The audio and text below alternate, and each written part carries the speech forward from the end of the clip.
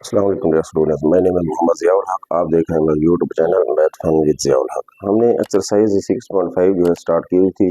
Last lecture में हमने question number 7 तक किए थे। अब क्वेश्चन नंबर 8 जो है आज इसको करते हैं।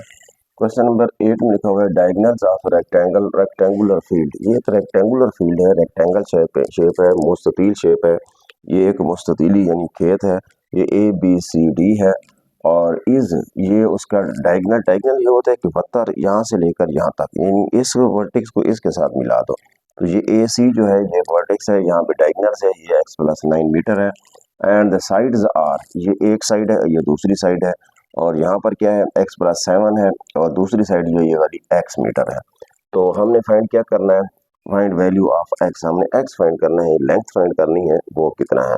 अब यहाँ पर देख लें, यहाँ पर एक राइट एंगल ट्राइंगल बनी हुई है ABC। तो यहाँ पे हम लिख देंगे इन ट्राइंगल ABC। अब ABC है तो यहाँ पर क्या है, ये AC गिवन है। तो यहाँ पे हम लिख सकते हैं AC, ये हाइपोटेनस होगा यानी वत्तर होगा। तो AC जो है ये है x+9 मीटर। तो इसी तरह ये BC है, तो यहाँ पे हम लिख सकते हैं BC इक्वल टू, ये क्या है, परपेंडिकुलर है, अमूद है, तो ये है x मीटर। तो इसी तरह ये AB है, तो यहाँ पे हम लिख सकते हैं AB क्या है, ये बेस है। तो बेस कितना है, वो है x+7 मीटर। तो अब यहाँ पे हम पाइथागोरस थ्योरम लगाएंगे। यहाँ पे लिखेंगे बाय यूजिंग पाइथागोरस थ्योरम। अब पाइथागोरस थ्योरम जब लगाएंगे तो यहाँ पे क्या है, पाइथागोरस थ्योरम परपेंडिकुलर इन हाइपोटेनस का स्क्वायर, वत्तर का मुरब्बा बराबर बेस स्क्वायर, कायदा का मुरब्बा जमा परपेंडिकुलर अमूद का स्क्वायर। अब हाइपोटेनस यहाँ पर क्या है, हाइपोटेनस है x+9 square equal to base x+7 square plus perpendicular x, ये x स्क्वायर। अब यहाँ पे हम इसका स्क्वायर को ओपन कर देंगे a+b होल स्क्वायर वाले फार्मूले से। जब इसको हम ओपन करेंगे तो ये यहाँ पर जो फार्मूला लगेगा a+b whole square equal to a square plus b square plus 2ab। तो ये बन जाएगा, जो समझ लो ये फर्स्ट टर्म है, ये सेकंड है, ये a है और ये b है। तो ये बन जाएगा x स्क्वायर प्लस 9 का स्क्वायर और plus 2 into first term x into second term 9 equal to, तो ये भी उसी तरह x का स्क्वायर प्लस 7 का square plus 2 into first term और इंटू सेकेंड टर्म प्लस क्या आ गया, x स्क्वायर। अब ये बन जाएगा x स्क्वायर प्लस 9 का स्क्वायर 81, 9 2 जार 18x equal to x square 7 का square 49 plus 14x plus x square. तो अब हम लिखते हैं इसको अब इन x स्क्वायर को दूसरी साइड पे लेते जाएं, बाकी टर्म को इधर ले आए ताकि x स्क्वायर वाली, या फिर इनको सारे को एक साइड पे रखते हैं बस। तो हम ये करते हैं, इन सब को दूसरी साइड पे शिफ्ट कर देते हैं। तो ये पहले क्या है, x square plus 49 plus 14x plus x square, ये x स्क्वायर उधर जाएगा माइनस का हो जाएगा, ये बन जाएगा माइनस का 81 और ये बन जाएगा माइनस का 18x इक्वल टू क्या आ जाएगा 0। मतलब हमने इन सब को दूसरी साइड पे शिफ्ट कर दिया। अब ये क्या है, माइनस का x स्क्वायर, ये प्लस का x स्क्वायर कट जाएगा, x स्क्वायर। अब यहाँ पर जो है प्लस का 49 और माइनस का 82। अब हम क्या करेंगे, इनको माइनस करेंगे। जब इनको माइनस करेंगे तो इसका आंसर आ जाएगा माइनस का 32 और प्लस का 14x है और माइनस का 18 है। तो फिर यहाँ पे क्या आ जाएगा, माइनस का 4x इक्वल टू क्या आ गया 0।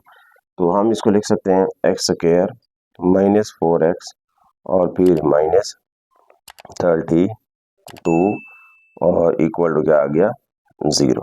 अब यहाँ 32 है, 32 के हमने फैक्टर बनाने हैं। अब 32 के क्या क्या फैक्टर बनते हैं, तो यहाँ पे देखते हैं 1 मल्टीप्लाई 32 फिर 2 मल्टीप्लाई 16 32 होता है, 3 का टेबल नहीं जाता, 4 4 8 4 32 होता है, और इसी तरह यहाँ पे 6 का 2 नहीं जाता। अब यहाँ पर देख लो, अब ये हमारे पास बन गए कौन कौन से। अब इनमें से देखो कौन सा पेयर ऐसा होगा जिसको प्लस या माइनस करने से ये सेंटर वाली टर्म आनी चाहिए, मतलब माइनस का 4 आना चाहिए। अब यहाँ पर देखो 4 किस तरह आएगा, अब 32 में 1 को प्लस करो 33 हो जाएगा, माइनस करो 31 हो जाएगा, 4 नहीं आता। और इसी तरह 16 है, 16 में 2 को प्लस करो 18 हो जाएगा, माइनस करो 14 हो जाएगा, यहाँ पे 4 नहीं आता।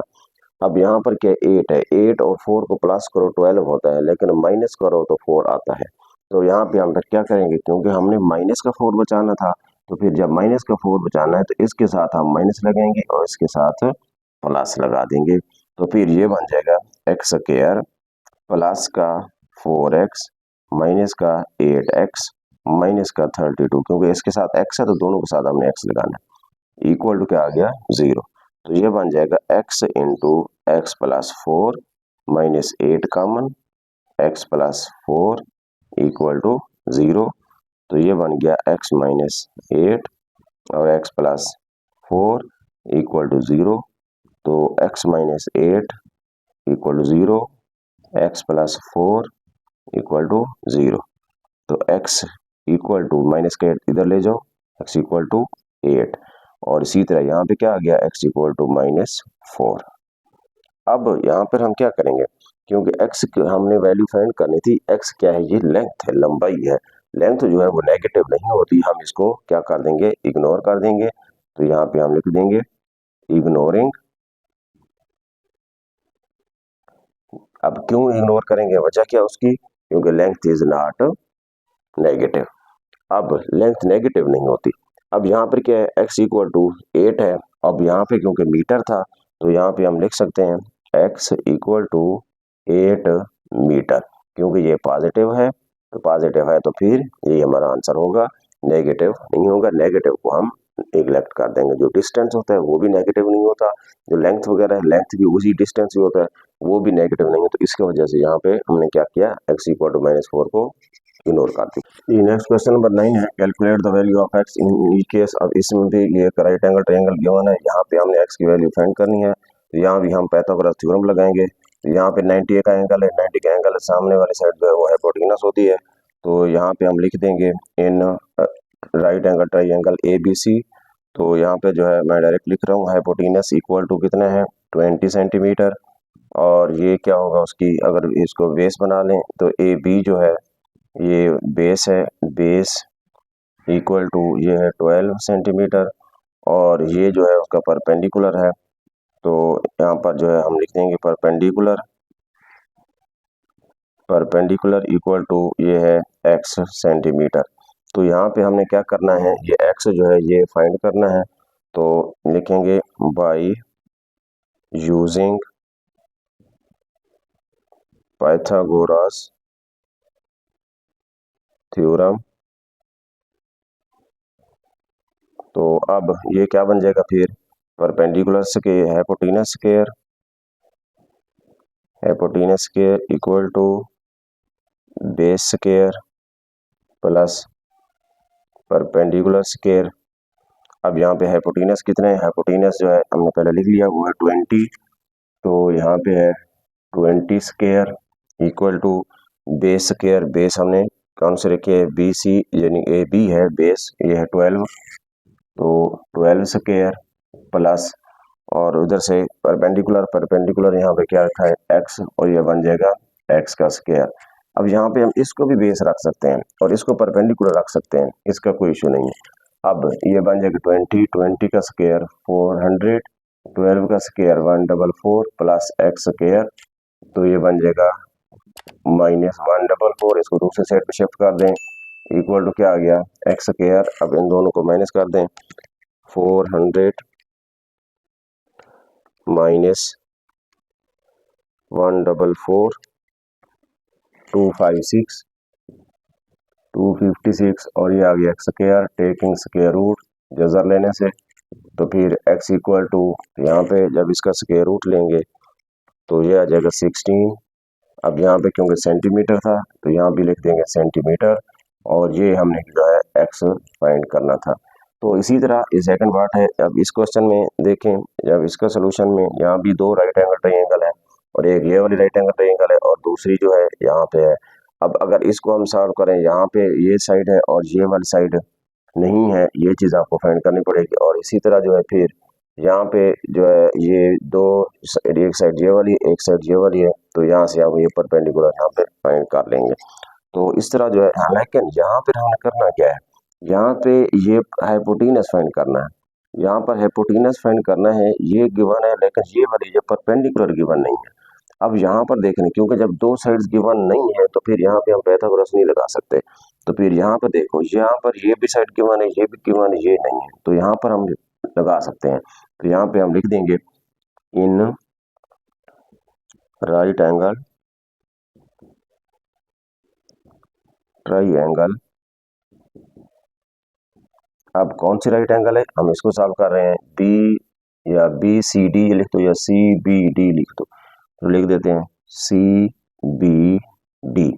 अब सी बी डी में देखें तो यहाँ पर ये क्योंकि 90 है, 90 के सामने वाला हाइपोटेनस है, तो यहाँ पे हम लिख सकते हैं हाइपोटेनस वो है सी डी और वो है 5 सेंटीमीटर।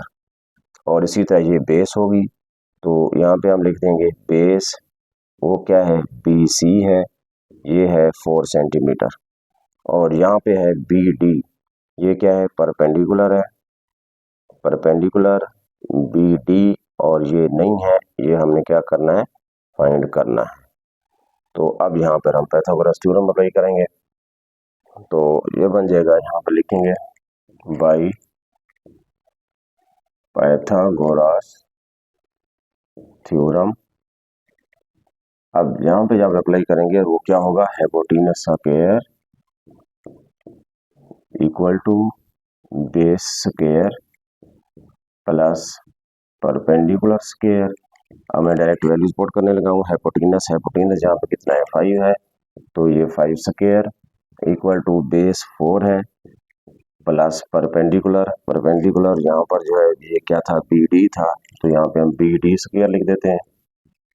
तो ये बन जाएगा 25 equal to 16 plus B D square, 25 minus 16 equal to B D square, तो यहाँ पे आ जाएगा 9, तो बी डी का स्क्वायर स्क्वायर रूट लेंगे, तो फिर बी डी जो है वो किसके इक्वल आ गया, 3, और ये सेंटीमीटर में था, सेंटीमीटर। अभी हमने बी डी फाइंड कर लिया है, ये वाला परपेंडिकुलर वो है 3 सेंटीमीटर। अब यहाँ पे हमने फाइंड करना है एक्स। जब एक्स फाइंड करेंगे अगेन जो है यहाँ पे हम लिखेंगे इन राइट एंगल ट्राइंगल। अब कौन सी राइट एंगल ट्राइंगल है, अब A B D, A B D. अब इसमें देख लो यहाँ पर क्या है, ए बी बेस है, A B base equal to 4 centimetre, और बी डी ये परपेंडिकुलर, और ये परपेंडिकुलर है 3 सेंटीमीटर, और ये हमने हाइपोटेनस जो है ये हमने फाइंड करना है। तो यहाँ पर जो है अगेन हम पाइथागोरस थ्योरम यूज करेंगे, तो वो क्या बन जाएगा,